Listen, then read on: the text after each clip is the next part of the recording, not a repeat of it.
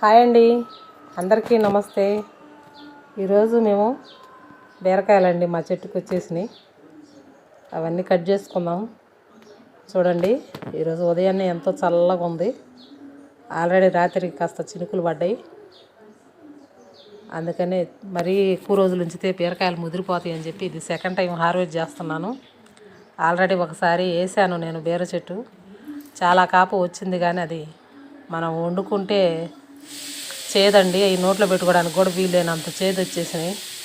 చాలా బాధపడ్డాను, ఇంత పెంచుకున్న తర్వాత చెట్టు ఏంది ఇలా అయిందని. అవన్నీ తీసేస్తే తెలిసిన వాళ్ళు మళ్ళీ సీడ్స్ ఇచ్చారు, మా దగ్గర ఉన్న వేసుకోమని. వాళ్ళ దగ్గర తెచ్చి వేసానండి. వేసుకున్నందుకు మాత్రం నేనైతే హ్యాపీ.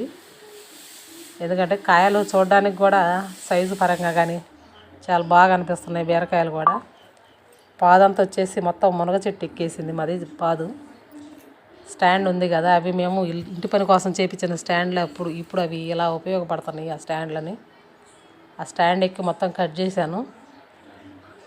మీ అందరికీ మా ఛానల్ నచ్చిందని అనుకుంటున్నాను. లైక్ చేయండి, షేర్ చేయండి, కామెంట్ చేయండి. లైక్ చేయటం మర్చిపోవద్దు. ఇవన్నీ హార్వెస్ట్ చేసిన తర్వాత ఇదిగోండి కాయలు చూడండి. ఫస్ట్ టైం కూడా ఇంతకాడికి ఎక్కువ వచ్చినాయి, ఈ సెకండ్ టైం. కాదు సైజులు కూడా చాలా బాగా ఉన్నాయండి. వీడియో మా వారు తీస్తున్నారు, అందుకనే చూపిస్తున్నాను మీకు. చూడండి, కానీ అలా మనం కట్ చేసుకొని మనం చూసుకుంటే మన చేతికుంట పండిన కాయలకు మనం ఎంత బాగా అనిపిస్తుందో కదా. బాయ్.